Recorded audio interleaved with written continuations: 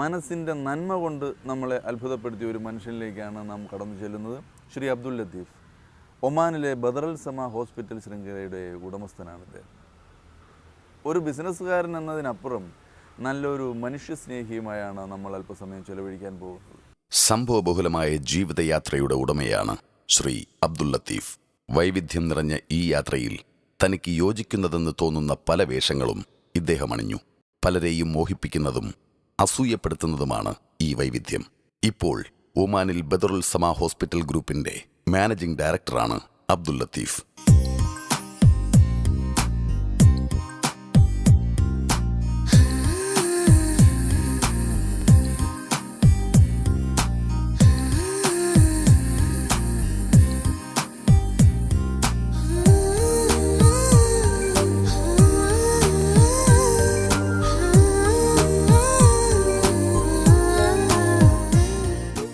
മൊയ്തീൻ കുഞ്ഞ് ഹാജിയുടെയും ഐഷ ബീവിയുടെയും മകനായി കാസർഗോഡ് ഉപ്പളയിലായിരുന്നു ജനനം.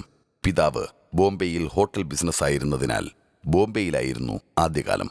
നല്ല ജീവിത സാഹചര്യങ്ങളിൽ വളർന്നെങ്കിലും ഗൾഫ് എന്നത് ഹരമായിരുന്നു. അതിനാൽ വീട്ടുകാരെ നിർബന്ധിച്ച് അനുമതി വാങ്ങി ഗൾഫിലേക്ക് പറന്നു. ആ സമയത്ത് ആ കാലഘട്ടത്തിൽ ഗൾഫ് ഒരു ഹരമായിരുന്നു. സത്യത്തിൽ എല്ലാവർക്കും ഗൾഫിൽ പോകുക എന്നുള്ളതായിരുന്നു ഏറ്റവും വലിയൊരു ലക്ഷ്യം. അപ്പോൾ ആ ഒരു ഗൾഫിൻ്റെ ഒഴുക്കിൽ അങ്ങനെ ഫാദറിനോട് പറഞ്ഞ് ഗൾഫിൽ പോകാനുള്ള ആഗ്രഹം പ്രകടിപ്പിച്ച് ഗൾഫിൽ പോയതാണ്. സത്യത്തിൽ എല്ലാവരും വളരെ ബുദ്ധിമുട്ടി ഇങ്ങനെ പ്രവാസികളായതാണ്. പക്ഷെ ഞാൻ അത് പ്രവാസം ഇങ്ങനെ ചോദിച്ചു വാങ്ങിയതാണ്. ഒരു അന്നത്തെ ഗ്ലാമറായിരുന്നു ഈ പ്രവാസം.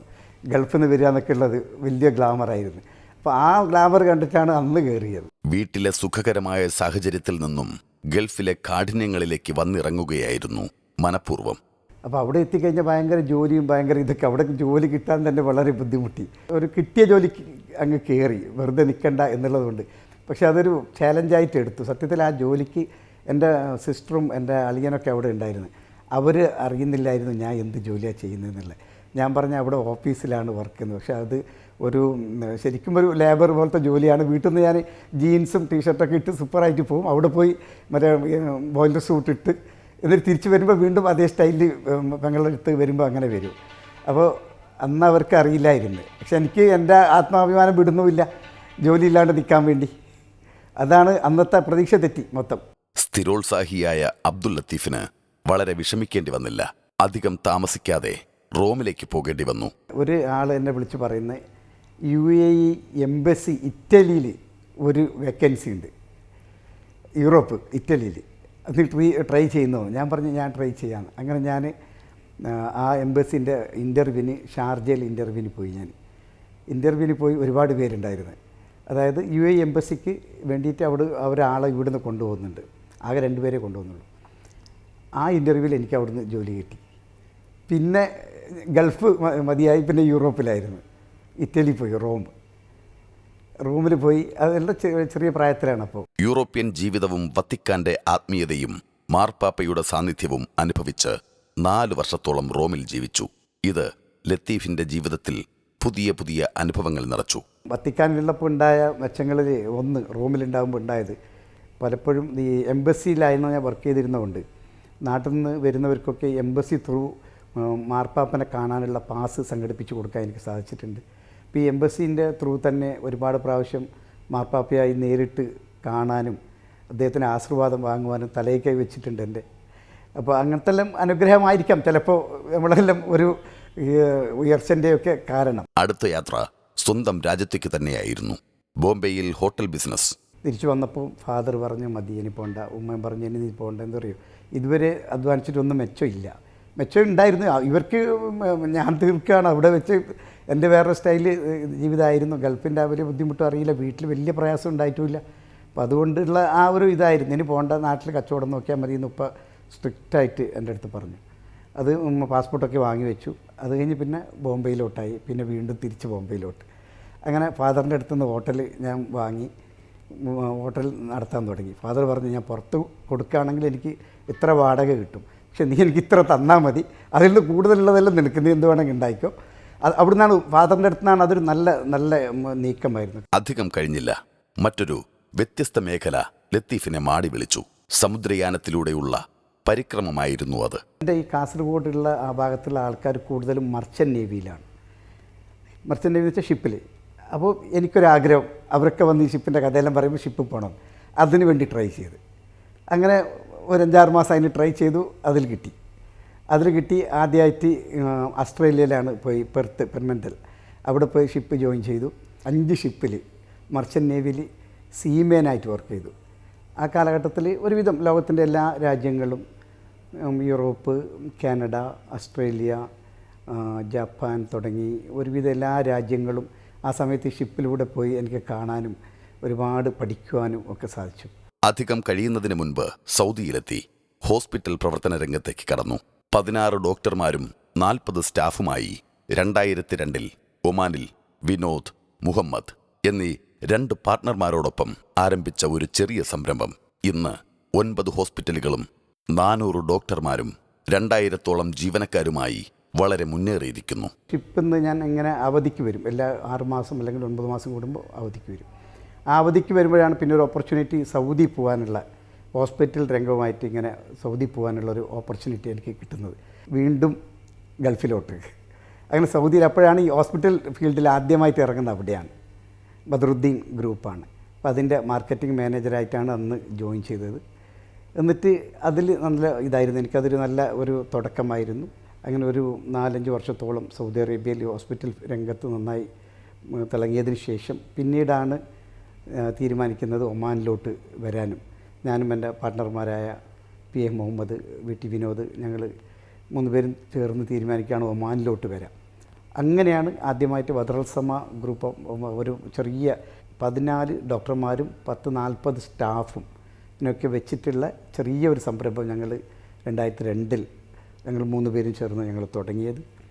അന്ന് ഞങ്ങൾ ആദ്യത്തെ നമ്പർ ഓഫ് പേഷ്യൻ്റ് ഒരു 26 പേഷ്യൻ്റ് മാത്രമായിരുന്നു അന്ന് ആദ്യം വന്നത്. പക്ഷെ അന്നൊന്നും ഞങ്ങൾ പേടിച്ചിട്ടൊന്നുമില്ല, കാരണം ഞങ്ങളെ കഴിവിൽ ഞങ്ങൾക്ക് വിശ്വാസം ഉണ്ടായിരുന്നു, ഞങ്ങൾക്കിത് വിജയിപ്പിച്ചെടുക്കാൻ പറ്റും. അങ്ങനെ അതിൽ നിന്ന് മാറി ഓരോ ഘട്ടങ്ങളായി പിന്നെ സെൻറ്റർ ഉണ്ടാക്കി, 3 ഉണ്ടാക്കി, 4 ഉണ്ടാക്കി, 5 ഉണ്ടാക്കി. ഇന്ന് 14 വർഷം ഒമാനിൽ പിന്നിടുമ്പോൾ 9 ഹോസ്പിറ്റലുകൾ. അതിൽ ഹോസ്പിറ്റൽ രംഗത്ത് ഇപ്പോൾ നിലവിലുള്ള ഏറ്റവും ടോപ്പ് അക്രഡിറ്റേഷനാണ്, ആണ് ഈ JCI. ആ സ്റ്റാൻഡേർഡുള്ള JCI അക്രഡിറ്റേറ്റഡ് ഹോസ്പിറ്റൽസാണ് ഇവിടെ 2 എണ്ണം, ഞങ്ങളെ ബഹ്റൈനിലുള്ള 2 എണ്ണം. ഇന്ന് 14 വർഷം പിന്നിടുമ്പോൾ 26 പേഷ്യൻ്റ് ഉള്ള സ്ഥലത്ത് ഇന്ന് ദിവസവും 8,000 to 9,000 പേഷ്യൻ്റ് കാണാനുള്ളൊരു വലിയ സംരംഭമായി ഈ സ്ഥാപനം വളർന്നു.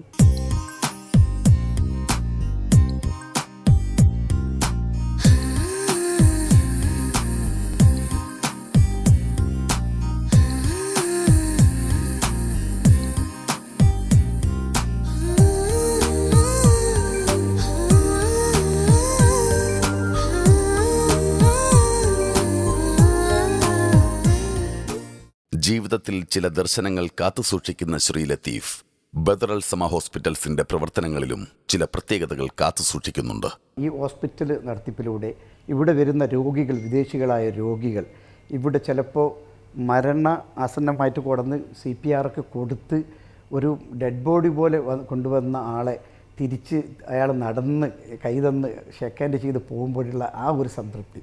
അതുപോലെ തന്നെ ഒരുപാട് ആൾക്കാർ പൈസ ഇല്ലാതെ, അതായത് ചികിത്സ കിട്ടാതെ 6 മാസങ്ങളൊക്കെ ഇവിടെ കിടത്തി ചികിത്സിച്ച് ഒന്ന് നടക്കാനുള്ള പരുവവുമാക്കി ₹1 ചാർജ് ചെയ്യാണ്ട് ഞങ്ങൾ തിരിച്ചയച്ചിട്ടുണ്ട് ഒരുപാട് പേർക്ക്. അതായത് എംബസി ചില സമയങ്ങളിൽ അവിടുത്തെ ഏതെങ്കിലും ഈ വീട്ടുജോലിക്കാർ, ആയന്മാർ അവിടുന്ന് പ്രശ്നമായിട്ട് എംബസിയിലെത്തുമ്പോൾ അവർ ഞങ്ങളടുത്താണ് പറഞ്ഞു വിടുക. അപ്പോൾ അവരെ അക്കോമഡേറ്റ് ചെയ്ത് കുറച്ച് ദിവസം താമസിപ്പിച്ച് പിന്നെ എംബസിനെ കയറ്റി വിട്ടോളും. പിന്നെ പൈസ ഇല്ലാതെ പല സർജറിയും മുടങ്ങിക്കിടക്കുക, എമർജൻസി ആയിട്ട് വരിക, അപ്പോൾ അതിന് ഡിസ്കൗണ്ട് ചെയ്യുക. പല സംഘടനകൾ ചെയ്യുമ്പോഴും വിളിക്കുമ്പോഴും ഇനി വ്യക്തികളായി വന്നാലും ഞങ്ങൾക്ക് കഴിയുന്നത് ഞങ്ങൾ ചെയ്തു കൊടുക്കും. ആ ചെയ്യുമ്പോഴുള്ള സംതൃപ്തിയാണ് ഗൾഫിൽ ധനത്തിനേക്കാൾ കൂടുതൽ എനിക്ക് സംതൃപ്തി നൽകിയത്. നാട്ടിലും ധാരാളം സംരംഭങ്ങൾക്ക് നേതൃത്വം കൊടുക്കുന്ന ആളാണ് ഇദ്ദേഹം. നാട്ടിൽ ഹോസ്പിറ്റൽ ഉണ്ടാക്കുവാൻ സാധിച്ചു. ഞങ്ങൾ ഒരു സംരംഭമായി ചേർന്ന് Indiana hospital and art institute എന്ന പേരിൽ മംഗലാപുരത്ത് 300 ബെഡഡ് മൾട്ടി സ്പെഷ്യാലിറ്റി ഹോസ്പിറ്റൽ പ്രവർത്തിക്കുന്നുണ്ട്. ഈ ആരോഗ്യം കഴിച്ചാൽ പിന്നെ വിദ്യാഭ്യാസമാണ് ഞാൻ കൂടുതലായിട്ട് ഫോക്കസ് ചെയ്യുന്ന ഒരു രംഗം. നാട്ടിലൊരു സ്കൂളുണ്ട്, ഞാൻ തന്നെ ചെയർമാനായിട്ടുള്ള നടത്തുന്ന ഗ്ലോബൽ ഇൻ്റർനാഷണൽ സ്കൂൾ, അത് കാസർഗോഡാണ്. കോളേജ് ഓഫ് എഞ്ചിനീയറിംഗ് പയ്യന്നൂർ, ഞങ്ങൾ 3 പേരും ഇതായിട്ടുള്ള പാർട്ട്ണർഷിപ്പ് ആയിട്ടുള്ള. അതുപോലെ തന്നെ മെഡിക്കൽ കോളേജിൻ്റെ ആസൻ, കർണാടക ആസൻ എന്ന സ്ഥലത്ത് അവിടെ മെഡിക്കൽ കോളേജ് തുടങ്ങാൻ വേണ്ടി സ്ഥലം വാങ്ങി. അതുപോലെ തന്നെ പിന്നെ വിൻടച്ച് എന്ന പേരിൽ ഒരു വില്ല സമുച്ചയം ഞാൻ ചെയ്യുന്നുണ്ട്, അത് കാസർഗോഡ്. അതൊരു 60 ഏക്കർ സ്ഥലത്ത് ഒരു സിറ്റി ആയിട്ട് തന്നെ ഉണ്ടാക്കുകയാണ്. ഒരു 200 വില്ല പ്ലസ് ക്രിക്കറ്റ് സ്റ്റേഡിയം. കേരളത്തിലെ തന്നെ 4ാമത്തെ 5ാമത്തെ അവരുണ്ടാക്കിയ ഏറ്റവും വലിയ സ്റ്റേഡിയം. ഞങ്ങളാണ് സ്ഥലം കൊടുത്ത്, അവർ വാങ്ങിയതാണ്, പക്ഷേ ഞങ്ങളുടെ സമുച്ചയത്തിലാണ് അത് ചെയ്യുന്നത്. അതിൻ്റെ കൂടെ തന്നെ IT പാർക്ക്, അതുപോലെ സ്കൂള്, ഞങ്ങൾ ഈ ഗ്ലോബൽ സ്കൂൾ ഇതിൻ്റെ അകത്തോട്ട്. അതൊരു 60 ഏക്കറിലുള്ള ഒരു ടൗൺഷിപ്പ് പ്രൊജക്റ്റാണ് ചെയ്തുകൊണ്ടുള്ളത്. കാസർഗോഡിൻ്റെ കണ്ണുനീരായ എൻഡോസൾഫാൻ ഇരകൾക്ക് ആശ്വാസമേകാൻ കാരുണ്യ പ്രവർത്തനവും ഇദ്ദേഹത്തിൻ്റെ നേതൃത്വത്തിൽ നടക്കുന്നു. നാട്ടിന് ഉപകാരപ്രദം ഇതിൽ ഇപ്പോൾ ഒരു ഓട്ടിസം സ്കൂളാണ് ഞാൻ ചെയ്യാൻ ഉദ്ദേശിച്ചുകൊണ്ടിരിക്കുന്നത്. അത് വളരെ ഫ്രീ ചാരിറ്റി. എൻ്റെ നാട്ടിൽ കാസർഗോഡ് ഈ എൻഡോസൾഫാനും മറ്റേതൊക്കെ ഉള്ളതുകൊണ്ട് ഓട്ടിസം ആയിട്ട് ഒരുപാട് കുട്ടികൾ ഇങ്ങനെ ബുദ്ധിമുട്ടുന്ന കുട്ടികളെക്കാളും കൂടുതൽ പേരൻസാണ് അതിൽ അനുഭവിക്കുന്നത്. അപ്പോൾ അവർക്കായിട്ട് ഒരു സ്കൂള്. ഷഫിയയാണ് ഇദ്ദേഹത്തിൻ്റെ ഭാര്യ. ഇവർക്ക് 4 മക്കൾ. ഭാര്യ ആയിഷത്ത് ഷഫിയ, മക്കൾ 4 പേരാണ്. മൂത്ത ആൾ Ayishath Shakeela, she's a doctor, MBBS കഴിഞ്ഞു, അടുത്ത PGക്ക് ചെയ്തുകൊണ്ടുണ്ട്. എൻ്റെ son in law Ismail Fawaz is a MD radiologist, ഡോക്ടറാണ്, MD ആണ്, അടുത്തതിന് നോക്കുന്നുണ്ട്, ഈസ് പ്രാക്ടീസിങ് ഇൻ മാംഗ്ലൂർ. 2ാമത്തെ മകനാണ് Mohiddeen Bilal, is in UK MBA final വിദ്യാർത്ഥിയാണ് ലണ്ടനിൽ. അടുത്ത ജൂണോടുകൂടി അവൻ്റെ പഠിത്തം കഴിയും, അപ്പോൾ അവർ ഈ രംഗത്തോട്ട് ഇറക്കണം. 3ാമത്തെ മകൾ സൽമ സഹനാസ്, അവൾ മംഗലാപുരത്താണ്, സെൻറ്റ് ആഗ്നസസിൽ 12th പഠിച്ചുകൊണ്ടിരിക്കുകയാണ്. പിന്നെ 4ാമത്തത് മകനാണ് മെഹമ്മൂദ് നബീൽ, അവൻ ഊട്ടിയിൽ ഗുഡ് ഷഫിയർ ഇൻ്റർനാഷണൽ സ്കൂളിൽ ഊട്ടിയിൽ പഠിച്ചുകൊണ്ടിരിക്കുകയാണ്. അതാണ് 4 മക്കളും വൈഫും അടങ്ങുന്ന ഒരു സാധാരണ കുടുംബമാണ്. മറ്റാരും ചെയ്യാൻ മെനക്കെടാത്ത പല നല്ല കാര്യങ്ങളും നാടിനു വേണ്ടി ചെയ്യാൻ ഈ മനുഷ്യൻ തയ്യാറായിട്ടുണ്ട്. തൻ്റെ മകളുടെ വിവാഹത്തോടനുബന്ധിച്ച് നിർധനരായ പെൺകുട്ടികളുടെ വിവാഹം നടത്തുക, വീടില്ലാത്തവർക്ക് വീട് വെച്ചു കൊടുക്കുക തുടങ്ങി തൻ്റെ സമ്പാദ്യത്തിൻ്റെ നല്ലൊരു പങ്ക് മാറ്റിവെച്ചിട്ടുള്ള ഈ മനുഷ്യസ്നേഹി തീർച്ചയായും മറ്റുള്ളവർക്ക് മാതൃകയാണ്. ഇനി മകൻ്റെ വിവാഹത്തോടനുബന്ധിച്ച് നിർധനരായ കുറേ പെൺകുട്ടികളുടെ വിവാഹം നടത്തിക്കൊടുക്കാൻ തയ്യാറെടുക്കുകയാണ് ഇദ്ദേഹം. ഇപ്പോൾ അടുത്ത ഇൻഷാ അല്ലാഹ് മകൻ്റെ കല്യാണം നടത്തണമെന്നുണ്ട് തിരിച്ചു വന്നാൽ. അപ്പോൾ അപ്പോഴും ഞാൻ ആഗ്രഹിക്കുന്നത് ഒരു 25 കുട്ടികളെങ്കിലും ആ ദിവസം അതിൻ്റെ കൂടെ കെട്ടിച്ചു വിടാനാണ് ഇപ്പോഴത്തെ എൻ്റെ താല്പര്യവും. അതിനുള്ള പണി ഇപ്പോൾ തുടങ്ങിക്കഴിഞ്ഞു. ഏതായാലും ആളെ കണ്ടുപിടിക്കലും അർഹതപ്പെട്ടവരെ കണ്ടുപിടിക്കാനുള്ള ഇതും തുടങ്ങിക്കഴിഞ്ഞു. ആവേശമൊടുങ്ങാത്ത ഒരു മനസ്സിൻ്റെ ഉടമയാണ് ഇദ്ദേഹം. കൈവയ്ക്കുന്നതിലെല്ലാം വെന്നിക്കൊടി പാറിക്കുക. അസാമാന്യ കഴിവും ആർജവവും ഉള്ളവർക്ക് മാത്രമേ ഇത് സാധിക്കൂ. തൻ്റെ വീടായ സ്വപ്നക്കൂട്ടിലിരുന്ന് പുതിയ സ്വപ്നങ്ങൾ കാണുന്ന ഈ മനുഷ്യൻ്റെ സ്വപ്നങ്ങളെല്ലാം യാഥാർത്ഥ്യമാകട്ടെ എന്ന് നമുക്ക് പ്രത്യാശിക്കാം, പ്രാർത്ഥിക്കാം.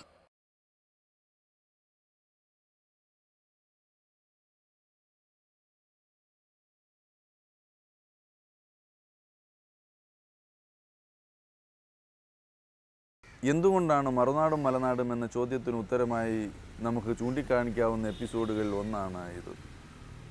ശ്രീ അബ്ദുൽ ലത്തീഫ് സാറിനെ പോലെ മനസ്സിൽ നന്മയുള്ള ചിലരെങ്കിലും ഇവിടെ ഉള്ളതുകൊണ്ടാണ് നമ്മുടെ നാട് നന്മയുള്ളതാണെന്ന് നമുക്ക് പറയാൻ കഴിയുന്നത്. നന്മയുള്ള എപ്പിസോഡുകളുമായി ഇനി വീണ്ടും അടുത്ത ആഴ്ച. ശുഭരാത്രി.